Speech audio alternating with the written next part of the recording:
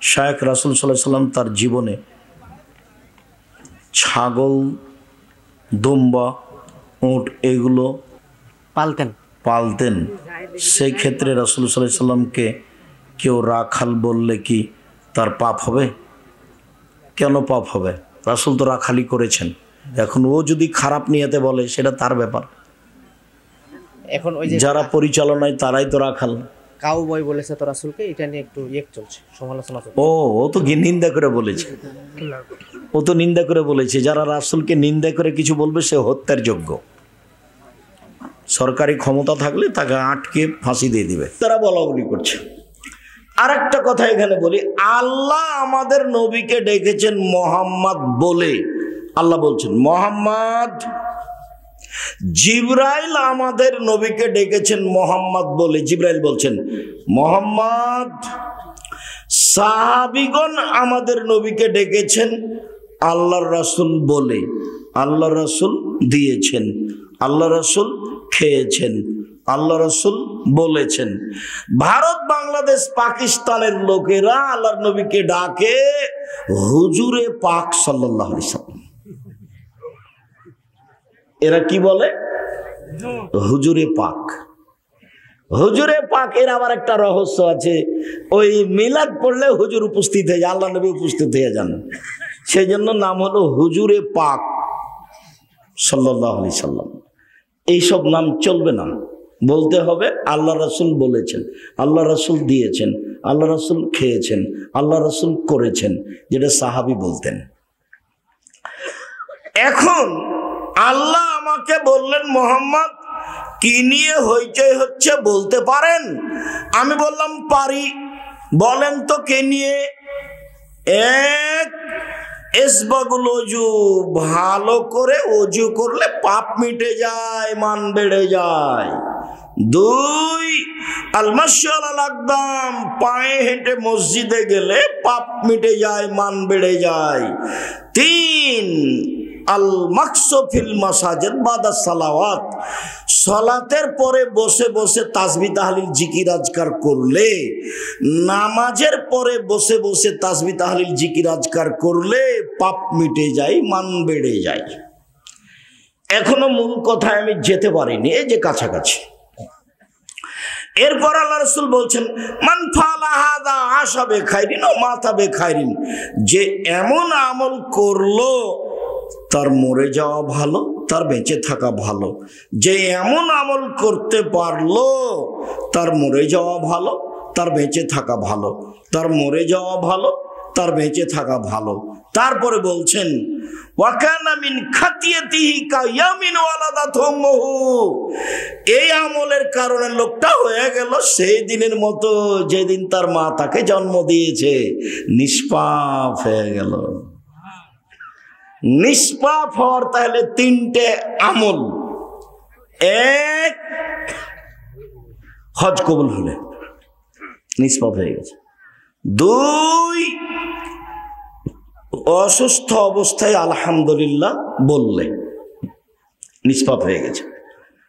তিন, সুন্দর করে ওযু, পায়ে হেঁটে মসজিদ, সালাতের পরে বসে তাসবিহ, আয়াতুল কুরসি হোক, সুবহানাল্লাহ, আলহামদুলিল্লাহ, আল্লাহু আকবার হোক, এইগুলো করলে ও নিষ্পাপ হয়ে যাবে, সেদিনের মতো হয়ে যাবে যেদিন তার মা তাকে জন্ম দিয়েছে, নিষ্পাপ হয়ে যাবে। হ্যাঁ, নিষ্পাপ হয়ে গেল বটে, কিন্তু একবার কি আলোচনাটা আসলো যে ও জান্নাতুল ফেরদাউস পাবে? জান্নাতুল ফেরদাউস পাবে কি করলে? একবার নগদ কথা, সদাচরণ, ভালো আচরণ। দল সংগঠন যদি করেন তাহলে চাঁপাইনবাবগঞ্জের ভাষা তো আর বাপও সদাচরণ করতে পারবে না। তার মানে ওর সাথে যে আছে সে ভালো, আর সাথে যে নেই সে ভালো নয়। চাঁপাইনবাবগঞ্জের ভাষা তো ওকে তো বলতে হবে, আর বাপকে বলতে হবে। এটাই স্বভাব, এটাই গতি। কতদিন বললাম আপনাকে যে ওরা দুই বোন একসাথে জন্ম নিয়েছে, দেখতে খুবই সুন্দরী, ভদ্র, নম্র মেয়েরা, মেধাও ভালো, বড় হয়ে গেছে। খুব চালচলন ভালো, একজন বোন আর একজন বোনকে ছেড়ে থাকতে পারে না। তো একজনের বিবাহ হয়েছে আওয়ামী লীগ লোকের সাথে, আর একজনের বিবাহ হয়েছে বিএনপি লোকের সাথে। ওরা এখন আর আপোষে কথা বলে না, কিন্তু ভালোই ছিল। এরকম কেন হলো? খুব জেহেনটা খালি রাখতে হবে। কোন প্রকার কোন ব্যক্তির ভালোবাসা রাখতে হবে না ভিতরে। ভালোবাসার মানুষ একজন, মুহাম্মদ সাল্লাল্লাহু আলাইহি সাল্লাম। যেভাবে চলেছেন, যেভাবে করেছেন, যেভাবে খেয়েছেন আহাল পরিবার নিয়ে, যেভাবে থেকেছেন সেভাবেই থাকতে হবে। পরিবারের উপরে কন্ট্রোল, শক্ত ক্ষমতা রাখতে হবে। শুনুন, সদাচরণ, পাপ নেকি ওজন হবে বিচারের মাঠে। হিন্দুদের পাপ নেকি ওজন হবে না, কেন? ওদের নেকি নেই। ইহুদিদের পাপ নেকি ওজন হবে না, কেন? ওদের নেকি নেই। খ্রিস্টানদের পাপ নেকি ওজন হবে না, কেন? ওদের নেকি নেই। শিয়ে, কাদিয়ানি, মুতাজিলি, এদের পাপ নেকি ওজন হবে না, কেন? এদের নেকি নেই। এইরকমই যারা আকীদাতে মার খেয়ে গেছে, ওদের পাপ নেকি ওজন হবে না, কেন? নেকি নেই। ওজন হওয়ার জন্য কয়টা পাল্লা লাগবে? 2টে। পাশে একটা জেলা আছে গাইবান্ধা। তো আমি গাইবান্ধার লোকজনকে দেখেছি যে ধান বীজ ফেলবে জমিতে, তো 2 পাল্লা বাং বুঝেন নাকি ভাই? ওঠে বীজটা 2 পায়াতে বাঙের 2 দিকে দিয়ে ডালিতে করে বীজটা নিয়ে গেছে কাঁধে করে। এখন ওর ভাই বা ওর ছেলে বা ওর বড় ছেলে বা মেয়ে, তার একটা ছোট ছেলে মাঠে দিয়ে এসেছে। এখন ওর বাপ ছেলেটাকে নিয়ে আসছে, তো একদিকে ছেলেটাকে দিয়েছে আর একদিকে মাটি চাপালছে। কথা বোঝা গেছে? না হলে কি বাঁক চলবে? বান কি চলবে? বান চলবে না তো, মানে তো বাচ্চাকে নিতে পারবে না। না হলে চাপাই নবমীদের মতো করে মাথায় করে বা কাঁধে করে বা এভাবে নিয়ে আসতে। তো 2 দিকে লাগে। তো হিন্দুদের একদিক আছে, একদিক নেই, ওজন হবে কি দিয়ে? ইহুদিদের একদিক আছে, একদিক নেই, ওজন হবে কি দিয়ে? তো এদেরকে জাহান্নামে নেওয়া হবে কিভাবে? আল্লাহ তাআলা বলছেন, ফায়ু খাজবিন নাওয়াসি ওয়াল আকদাম, তাদের মাথা এবং পা একসাথে ধরে জাহান্নামে নিক্ষেপ করা হবে। আল্লাহ তাআলা বলেছেন, যারা মুমিন পুরুষ নারী পাপ করে নেকি করে, পাপ করে নেকি করে, আল্লাহ একজন বিশ্বাস করে, নবী মাটির তৈরি বিশ্বাস করে, আকীদা ঠিক আছে, এদের পাপ নেকি ওজন হবে বিচারের মাঠে। তো সবচেয়ে ভারী নেকির কাজ, আমল কি বলেন তো দেখি? সদাচরণ। আল্লাহ বলেছেন, নবী বলেছেন। ধারাবাহিকভাবে আয়াত এবং হাদিস আপনার সামনে পেশ করব কিছুক্ষণ। দয়া করে কোনো প্রয়োজন আমাকে দেখাবেন না। যতই কষ্ট হোক কিছুক্ষণ ধৈর্য ধারণ করে বসে থাকবেন। আর ইনশাআল্লাহ যারা আপনারা রাস্তাঘাটে আছেন, দোকানপাটে আছেন, বাড়িতে আছেন, তারা আসেন, আমি আপনার জন্য এসেছি। আপনার কিছু না কিছু উপকার করবই করব ইনশাআল্লাহ। আল্লাহ বলছেন, ইদফা বিল্লাতি হে আহসান। মুহাম্মদ সাল্লাল্লাহু আলাইহি সাল্লাম মানুষের সাথে কথা বলার সময় মানুষ যা বলেছে আপনি তার চেয়ে উত্তম বলুন। ও যদি যেটা বলেছে আপনার সাথে কথা বলতে গিয়ে মন খারাপ করে, আপনারটা যেন তার চেয়ে ভালো হয়। তাহলে আপনার মাঝে আর আপনার শত্রুর মাঝে যে মন কষাকষি আছে, এটা অন্তরঙ্গ বন্ধুতে পরিণত হবে। সাধারণ মানুষ পারে, হুজুর আলেম ওলামা পারে না। একজন আর একজনকে খালি ফেসবুকে ধুয়ে ছেড়ে দিচ্ছে। আর আপনি যদি আমাকে 1000 বার ধুয়ে দেন, তবু আমি আপনার নাম নিব না। ওই পাতা আমি পড়ি না কোনোদিন ইনশাআল্লাহ। কারো ব্যাপারে কিছু বলতে হবে আমাকে, এই পাতা আমি পড়ি না, ওর নামই নিনে তোকে পড়বো কি? সারা দিন যদি আমার পিছনে লেগে থাকে ওর নামই নিব না। ওই পাতায় ছিঁড়ে দিয়েছি। এবং 90 সাল থেকে এভাবেই আছি আলহামদুলিল্লাহ। 90 সাল থেকে। কত বছর চলছে তাহলে? 35 বছর আলহামদুলিল্লাহ। দেখেন আল্লাহ বলছেন আমাদের নবীকে, জাদিলহুম বিল্লাতি হি আহসান। শোনো, মানুষের সাথে যখন তর্ক বিতর্কে কথা বলবেন, বাক বিতণ্ডে কথা বলবেন, তখন আপনার কথা যেন তার চেয়ে সুন্দর হয়, তার চেয়ে ভালো হয়। ক্ষমতা দেখিয়ে কথা বলবেন না, দাপট দেখিয়ে কথা বলবেন না, নিজেকে নবী মনে করে সবচেয়ে দামি মনে করে কথা বলবেন না। পৃথিবীর মানুষ দলীয় দাপটে কথা বলবে না, ফেরাউন ডুবে গেছে। পৃথিবীর মানুষ দলীয় দাপটে মানুষকে অপমান করে না, জেল হাজতে দিও না। সময় মাত্র 45 মিনিট, সময় মাত্র 45 মিনিট। 45 মিনিটের মধ্যে দেশ ছেড়ে দিতে হবে। দাপট দেখিয়ে কোনো লাভ নাই। সময়ের গতিতে এমন ভাবে অপমান হতে হবে, কেউ যদি নিরুপায় দেখে পৃথিবীতে, একেবারে নিরুপায়, তাহলে দেখতে পারে খুলনার অঘোষিত সম্রাট এরশাদ শিকদার। মেয়ের মাথায় একটু হাত দেওয়ার সুযোগ চেয়েছিল, হয়নি। পৃথিবীতে যদি কেউ দাম্ভিক প্রেসিডেন্ট দেখতে চায়, রাতে রাতে দেশ দখল, প্রেসিডেন্ট সাদ্দাম। ক্ষমতা দেখিয়ে জুলুম করে, মানুষকে অপমান করে, মানুষের বদনাম গীবাত করে, মানুষকে খাটো করে একদিন বেঁচে থাকার চেষ্টা করিয়েন না, প্রয়োজন নেই। 4টে কাজ বলেছি। 1, 5 ওয়াক্ত সালাত। 2, হালাল রুজি। 3, কোরআন তেলাওয়াত। 4, দুইজন যেখানে বসে আছে সেখানে বসবেন না। আড্ডা পিটা চিরদিনের জন্য হারাম। দোকানে বসবেন না। মাথায় টুপি আছে, দোকানে বসে আছেন, ল্যাংটা মেয়ে নাচছে, তো নগ্ন ল্যাংটা মেয়ে দেখে কলিজা ঠান্ডা করে, চক্ষু ঠান্ডা করে জান্নাত কিনবেন। আপনার স্বভাব ভালো, এ কথা বললো কে? আপনার স্বভাব খারাপ, আপনার খাসলত খারাপ। বেটি ছেলে দেখেন মন ভরে দোকানে বসে, আর আপনি তাহাজ্জুদ পড়েন, ধর্ম পাগল হয়ে গেছে।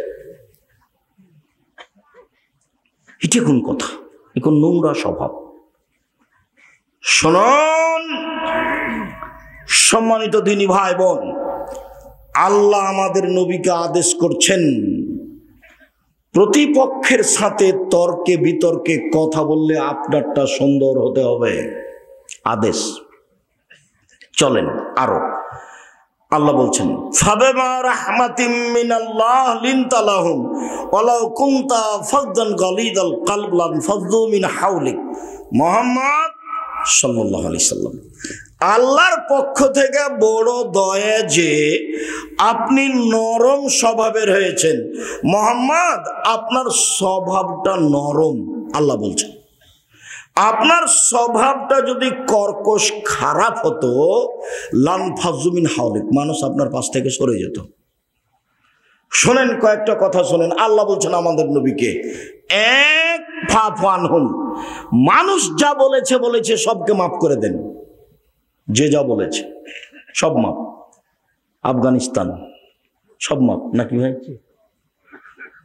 কারো বিচার নাকি?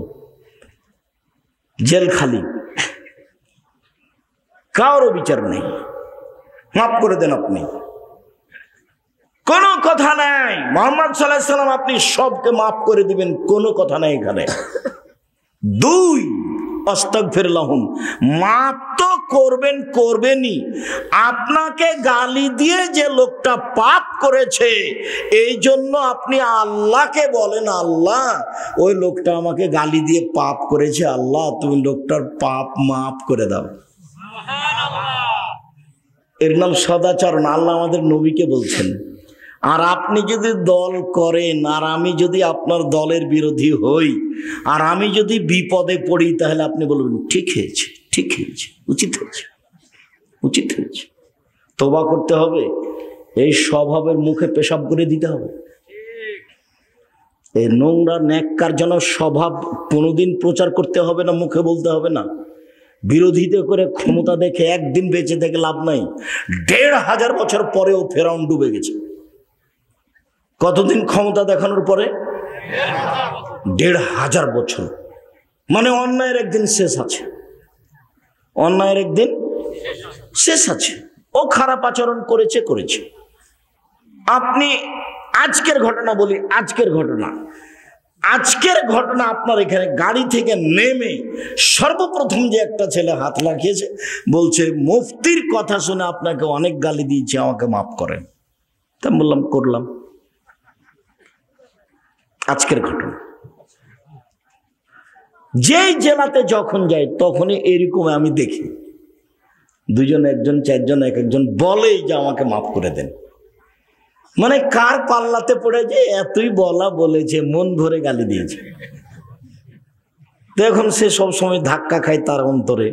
আমি তো তার নাম পড়ি না, আমি তার পাতাই পড়ি না। আমাকে গালি দিতে দিতে যখন ও মোবাইলে কথা বন্ধ করে, তখন আমি আমার পাল্টা রিং দিয়ে বলি, ভাইজান আপনার টাকা শেষ হয়ে গেছে মনে হয়, আরো কোনো গালি ছিল থাকলে দিয়ে নেন। সেটা আমি বলি। ওর গালির আমার কোনো প্রতিক্রিয়া করে না। আর আলহামদুলিল্লাহ, আল্লাহর অশেষ রহমত। একবারে তো প্রথম থেকে আমি জয়পুরহাটে আসি, একবারে প্রথম থেকেই আল্লাহর অশেষ রহমত। কারো বক্তব্য দেখে আমাকে বক্তব্য শিখা লাগেনি, কারো পিছনে পড়া লাগেনি। যেভাবে আপনি দেখছেন একবারে 90 সাল থেকে এইভাবেই আছে। আলহামদুলিল্লাহ, আলহামদুলিল্লাহ, আলহামদুলিল্লাহ। আর আলহামদুলিল্লাহ অনেক হাদিস মুখস্থ আছে, অনেক ঘন্টার ঘন্টা এক এক বিষয় আপনাকে আমি হাদিস শোনাতে পারি। আলহামদুলিল্লাহ। সম্মানিত দিনী ভাই বোন, চলেন এবার আপনার সামনে ধারাবাহিক হাদিস পেশ করি সদাচরণের। সদাচরণ কি জিনিস? সদাচরণই নেকি। নাওয়াস ইবনে সামান রাদিয়াল্লাহু তাআলা আনহু বলেন, আমি বললাম আল্লাহর নবী, মালবির ওয়াল ইসম, আল্লাহর নবী একটু বলেন তো নেকি কি জিনিস আর পাপ কি জিনিস? এটা জিজ্ঞাসা। আল্লাহ রাসূল বলেন তো নেকি কি জিনিস আর পাপ কি জিনিস? তখন আল্লাহ রাসূল উত্তরে বললেন, আল বিরর হুসনুল খুলুক, নেকি হলো ভালো আচরণ, নেকি হলো সদাচরণ। এই ছেলে, একদিকে চেয়ে থাকা আমার দিকে, কারো গায়ে হাত দিয়ে বসবা না। আল্লাহর নবী যখন জিজ্ঞাসা করা হলো আল্লাহর নবীকে যে নেকি কি জিনিস, তো আল্লাহ রাসূল বলবেন নেকি হলো তাহাজ্জুদ। আল্লাহ রাসূলকে বলা হলো নেকি কি জিনিস, তা আল্লাহ রাসূল বলবেন হজ, বা বলবেন সুবহানাল্লাহ, আলহামদুলিল্লাহ, আল্লাহু আকবার। তো আল্লাহ রাসূলকে যখন কি বললেন বলেন তো? সদাচরণ। এটাই উত্তর। আচ্ছা,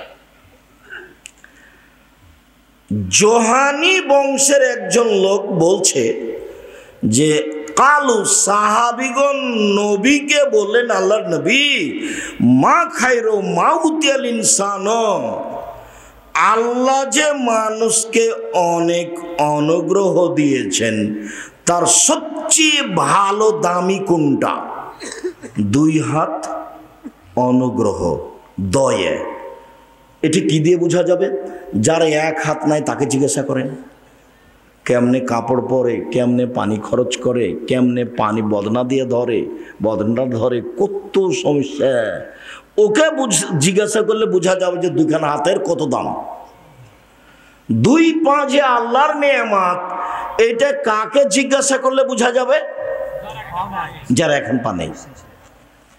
তো ছেলে মেয়ে, আহাল পরিবার, টাকা পয়সা, জমি জায়গা, সব আল্লাহর নেয়ামত। আচ্ছা বলেন তো আল্লাহর নবী সবচেয়ে ভালো কোনটা? তখন আল্লাহ রাসূল বলছেন, আল খুলুকুল হাসান, ভালো আচরণ, সদাচরণ। মনে থাকবে না মনে হয়? আল্লাহর পক্ষ থেকে মানুষের উপরে সবচেয়ে বড় ভালো উত্তম নিয়ামত কোনটা? সদাচরণ। যার মুখ খারাপ তার সদাচরণ নেই। যে বউকে গালি দেয়, মানুষজনকে গালি দেয়, খালি ক্ষমতা দেখায় আর অকথ্য ভাষায় গালি দেয়, আর যাকে তাকে বলায় তোকে দেখে নিব, অমুক করবো তমুক করবো। এই তুই কে রে? তুই ক টাকার মালিক? এইরকম লোকের কোনো সদাচরণ নেই। সদাচরণ হলো সবচেয়ে উত্তম নেয়ামত।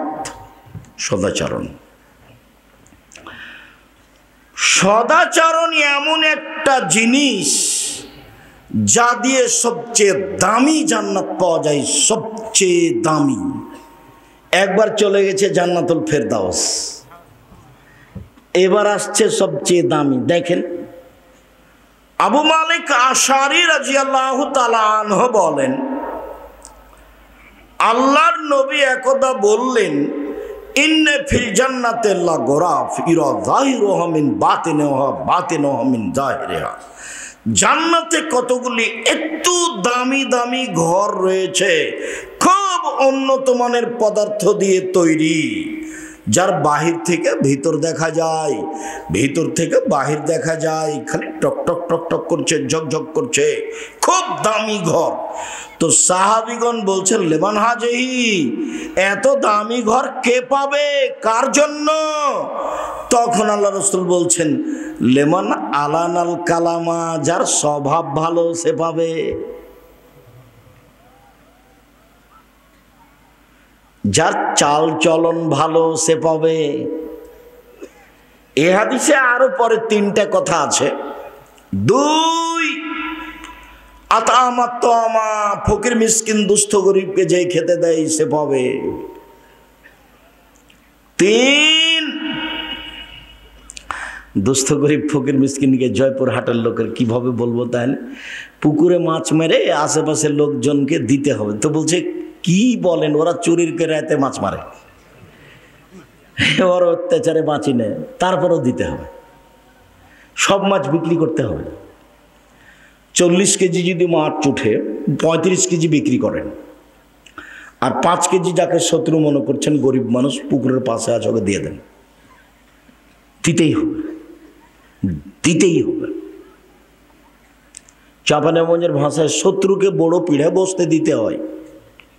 শত্রুকে বড় পিঠা বসতে দিতে হয়, শত্রুকে আগ্রহ সহকারে বসতে দিতে হয়।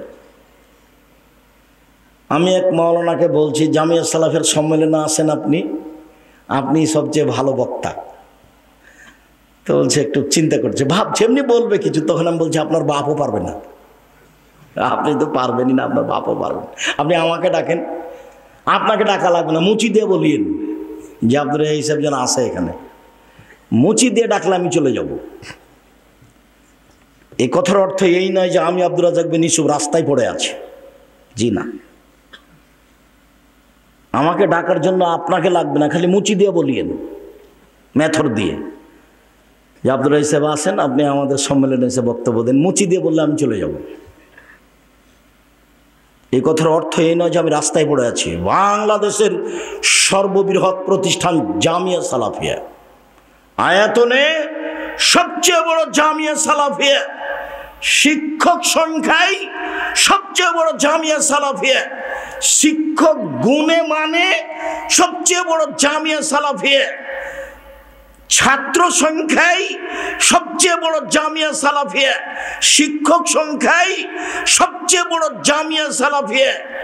এদেশের দলমুক্ত প্রতিষ্ঠান জামিয়া সালাফিয়া, সংগঠন মুক্ত প্রতিষ্ঠান জামিয়া সালাফিয়া, হিংসা মুক্ত প্রতিষ্ঠান জামিয়া সালাফিয়া, শিরক মুক্ত প্রতিষ্ঠান জামিয়া সালাফিয়া, বিদআত মুক্ত প্রতিষ্ঠান জামিয়া সালাফিয়া, সর্বোচ্চ শিক্ষা মানে প্রতিষ্ঠান জামিয়া সালাফিয়া, যাতে প্রায় 5000 ছেলে মেয়ে পড়াশোনা করে।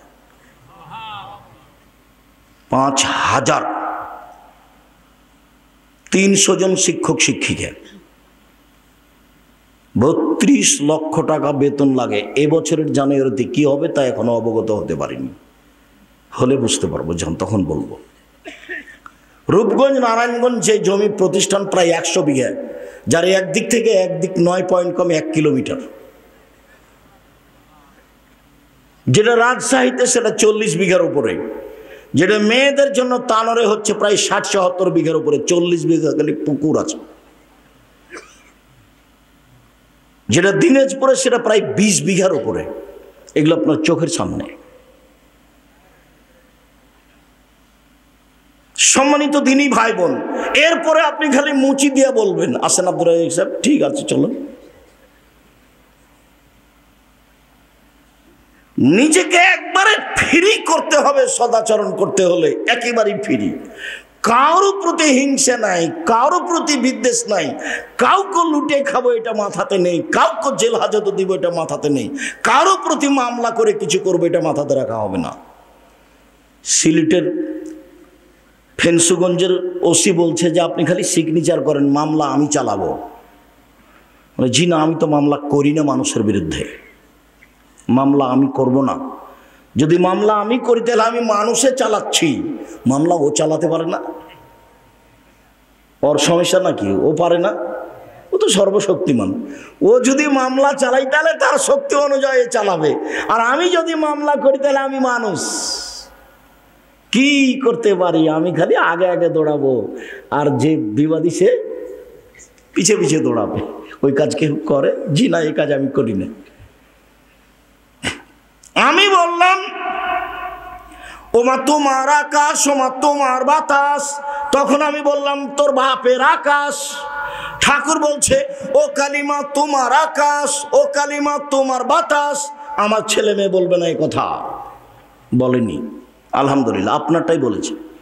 মায়ের পেট থেকে পেটে দুধ খেতে খেতে গিয়েও বলছে ও কালিমা তোমার আকাশ, ও কালিমা তোমার বাতাস, কালিমার বাপের আকাশ। ঠাকুর সবচেয়ে বড় শত্রু মুসলমানের, বাংলাদেশের লোকের। ঠাকুর হচ্ছে ইংরেজদের দালাল, সবচেয়ে বড় দালাল। ঠাকুর বাঙালিদের বিরুদ্ধে, ঠাকুর ঢাকা বিশ্ববিদ্যালয়ের বিরুদ্ধে, ঠাকুর খ্রিস্টানদের, ইংরেজদের দোসর।